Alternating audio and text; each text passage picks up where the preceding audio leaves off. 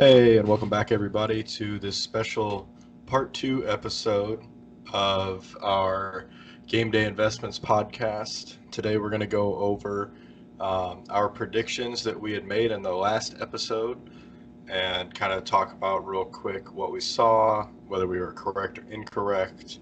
And then we'll just throw out a couple names of guys that we're still looking to invest in and keep an eye on for these upcoming games. So we're going to try to keep this one short and sweet. So starting off here, Adam, we got the Cavs Hornets game. We did correctly predict that. What did you think of LaMelo dropping a whopping 0 in his first game? I think he's still going to be a very talented player. Obviously, it's not a good look when you are the third overall pick. Was he second? He was third. His third. When you're the third overall pick and you drop 0 points in your pro debut, like it obviously doesn't look good. And even in the preseason, it was when he wasn't putting up any points, he was filling the stat sheet in assists and doing other things. But I'm looking at his stat line here. That was ugly. No it was points, not. a It was rebound, not good. and 3 assists. Yeah, it was ugly. That's obviously not what you want out of the guy that you potentially see taking over as the starting point guard of your franchise. Meanwhile, you got Terry Rozier out there, Scary Terry, putting up 42 points. Yeah, setting a different record on the other side of the flip side of that. Right. It's going to be hard to justify switching LaMelo for Rozier when two totally different things like that happen, So not impressed with his original performance, but I do think as the season progresses, I think he's going to develop, and I think he is going to be a very good player. I feel like I've said that before on here, that I think he's going to be a really good player. He's never going to wow you with scoring, but he'll do the other things to facilitate and get his teammates open. And I mean, he's going to be a playmaker. Agreed. Yeah. And then we got Colin Sexton on the other side of the ball, absolutely tearing up that opening night, which is what I love to see. I am all in on Colin Sexton, have been for a while. Went and snagged up a ton of his rookies literally as the game was happening. Was like, all right, I'm going to grab these before I'm too late.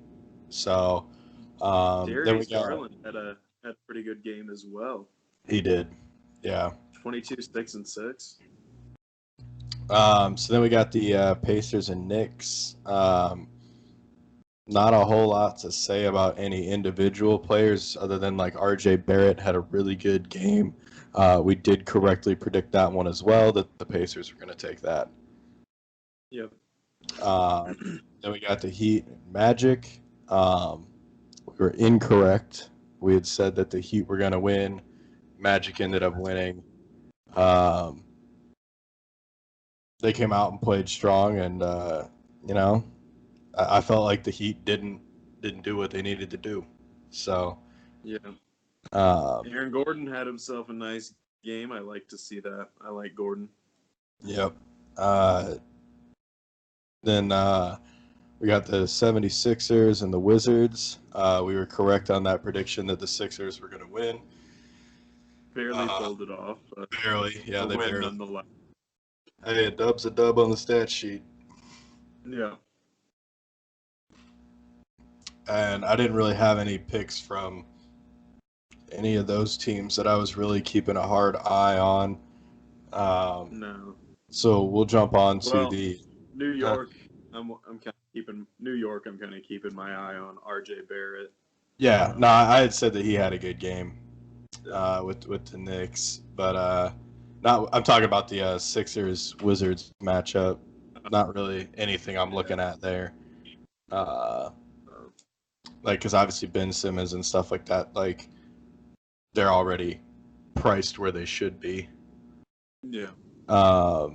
So then we move on to the Bucks in Boston. It was incorrect by a point because we said that Bucks were going to win. That Giannis missed free throw really hurt my soul. That Giannis missed free throw and the luckiest damn shot I've ever seen coming from Jason Tatum. While being guarded by Giannis, yeah. He did not call glass. Yeah, then the part that bugs me is everybody's out here like, oh, you call that guy your MVP? Like what? Guys, he missed a shot. Like as much as it hurts, like I mean, yeah, but I understand. still, I mean, he's got one of the worst free throw percentages in the NBA. He's not.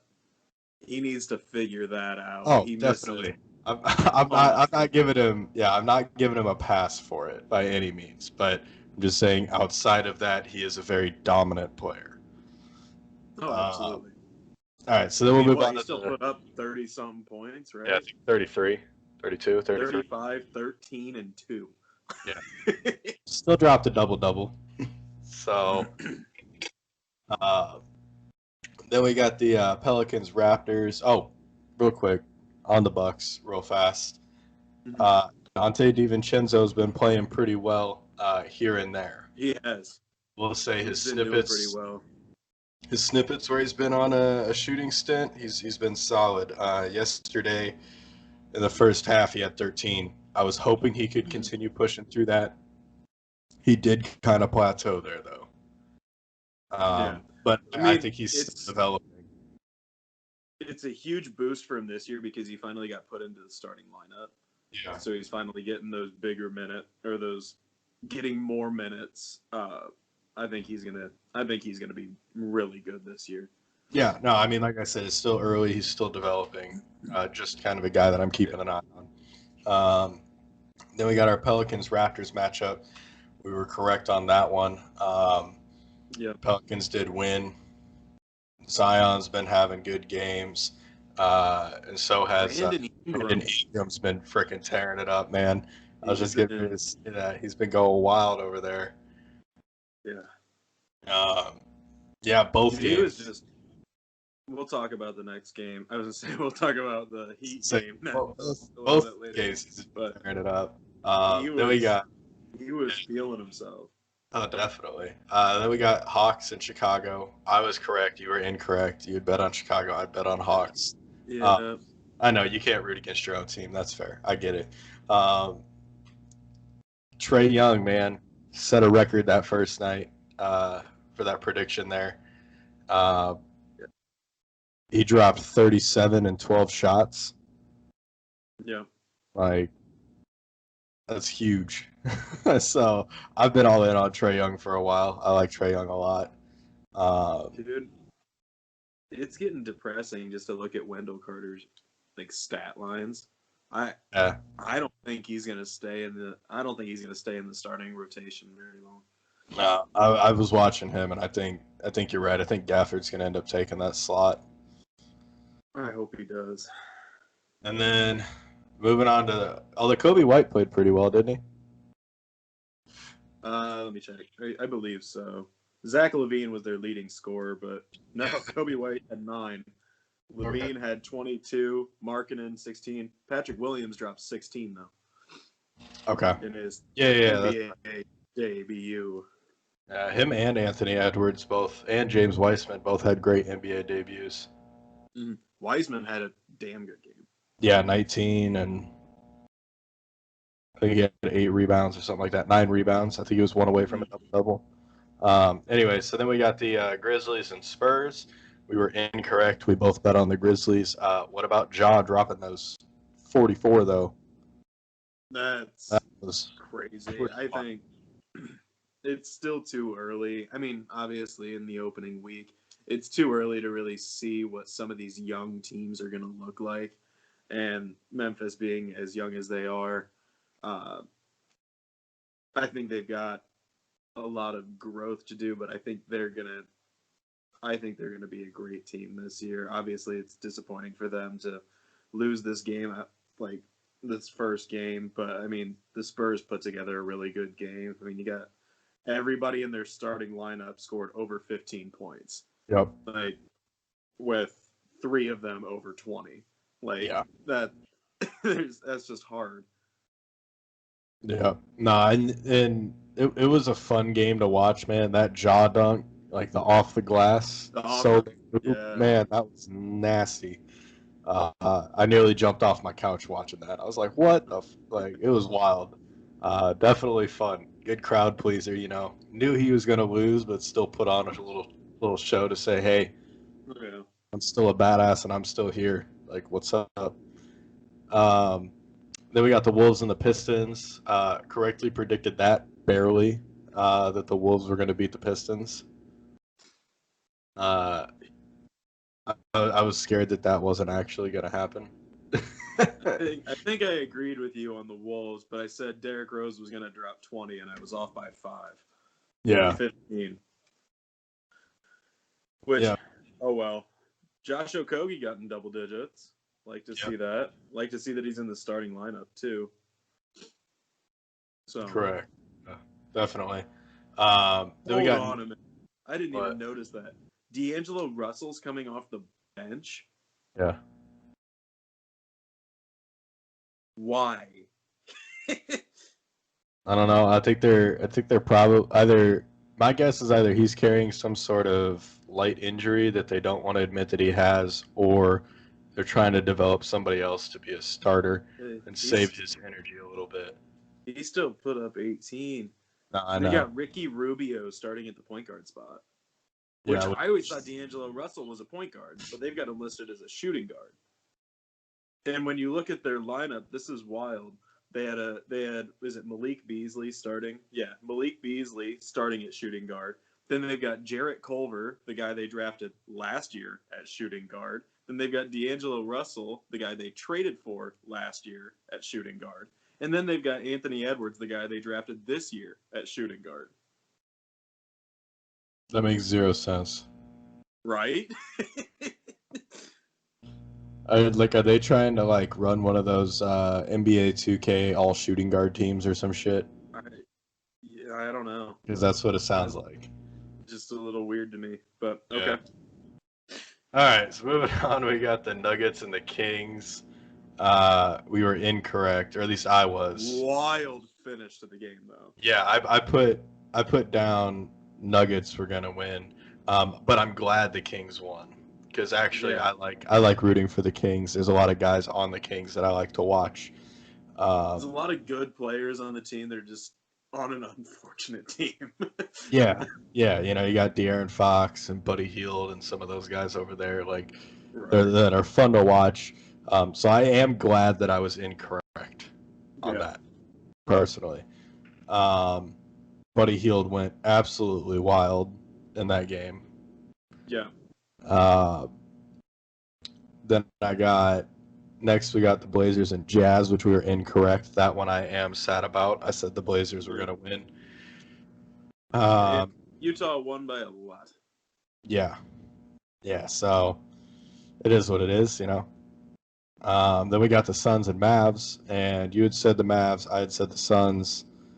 Of course, the Suns ended up winning. It was a fun game. I liked getting to see, you know, how they meshed with Chris Paul there and stuff like that. Yeah. Like I love seeing guys get moved that are like actually good people and Mhm. seeing how they play with a Right. whole new group of guys. So I thought that was pretty fun. Yeah. And I think, Dallas needs to get it figured out, dude. They're well, I mean, Dallas 0 is down. 2. Dallas is down Porzingis right now, which I mean, you don't. It's not like any of their games have been true massive blowouts, other than like, Yeah. okay, yesterday's game wasn't pretty, but I'm saying like that guy comes in, you know, Porzingis comes in and drops 20 points, that makes up your point difference right there. Right. So like that does hurt them. Yeah. Uh, I mean, shit, Porzingis is 7'3", like he's a big dude. Right. so like that is a big deal that he's not playing. Yeah. Uh, there was whispers that he was going to play yesterday on Christmas Day, and then obviously that didn't end up happening. And so they So said January he'll be back. yeah, so with that, we had a 64. Well, I had a 64.2% prediction rate on that round two of opening night. Christmas Day, we did a little better. I think we agreed on everyone on Christmas Day. No, we didn't. Mavs Lakers. I wanted the Yeah. Mavs to win. You had 100% correct predictions on Christmas Day. I had an Okay. 80. I had an 80. Really thought I was hoping Porzingis would come back for the Mavs, so I bet on the Yeah. Mavs. Obviously, if we would have recorded yesterday, I would have changed that when I found out that he was out. So we had the Heat Pelicans. We were correct on that. Again, Yeah. Zion and Brandon Ingram played really well. Duncan Robinson. Duncan Robinson, my main man over there on the Heat, did really well. He can shoot. Like he can shoot. Dude, I love seeing the TikToks of him where they're just like, "This man don't miss. This man don't miss." But I love Duncan Robinson. Uh, he doesn't really have a true rookie card out there, though. No. It's one thing that kind of stinks. He's kind of like Fred VanVleet, where you just got to pick up the first year that he was in the league, but it doesn't carry the rookie badge. Say I think the mosaic is his like It official. is. It is. That was the first card he ever had. And then illusions. And we got the. I personally like illusions. I do too. It's I got like a nice look too. I like illusions and I like luminance. Luminance is probably my favorite, like undervalued. Chromium, like Yeah. Like I love the way luminance looks. Like I personally like the dark look. I think it looks really clean, and like the way they make yeah. the player pop on them. I think it's pretty solid card.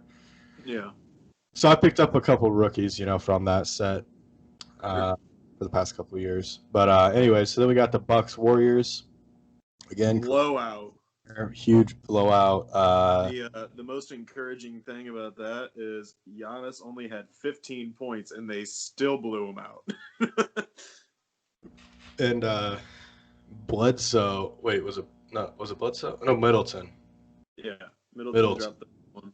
Yeah, Middleton went off. Bledsoe got traded. Duh. Bledsoe's in New Orleans. Yeah, but yeah, Middleton went absolutely off that game. You know who's actually doing very well off the bench for the Bucks is Bobby Portis. Yeah, I Put know. a double off the bench yesterday. Yeah.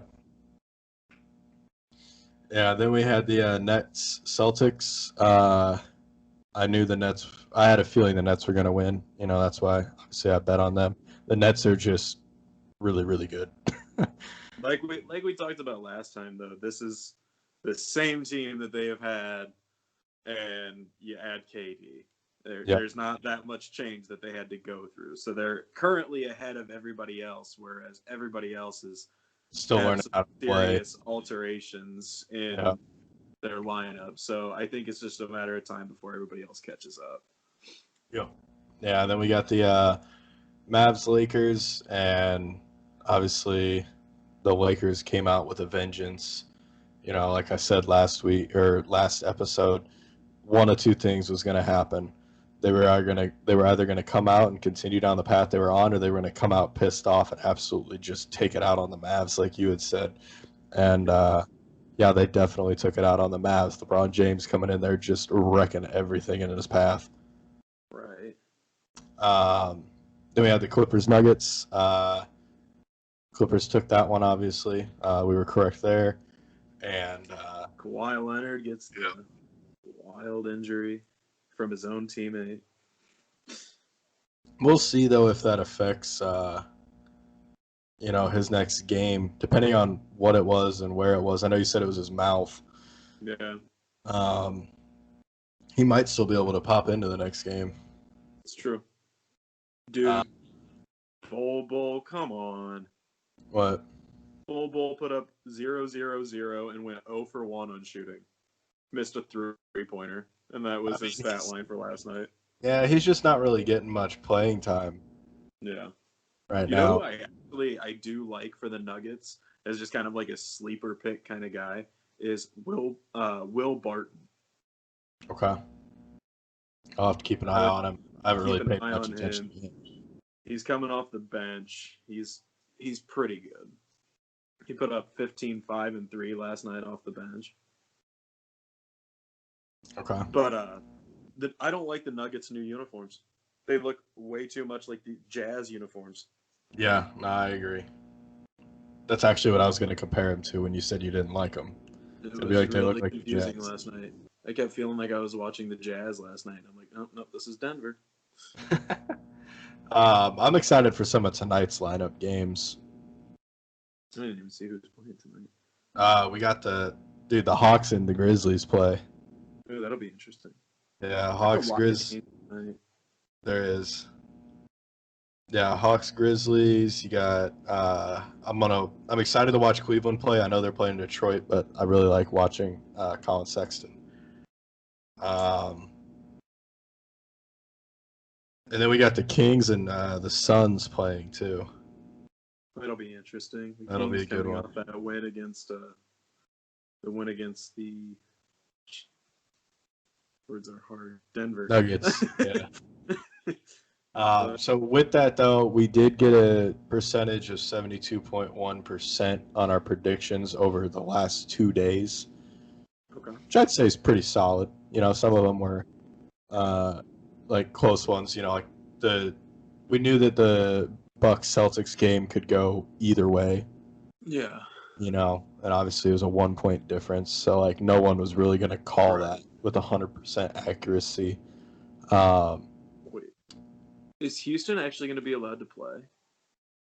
I don't know. Are they, are they playing today? Harden's set to start for shorthanded Rockets at Portland. Interesting. Yep. Yeah, they do play today at 9 p.m. Central Time.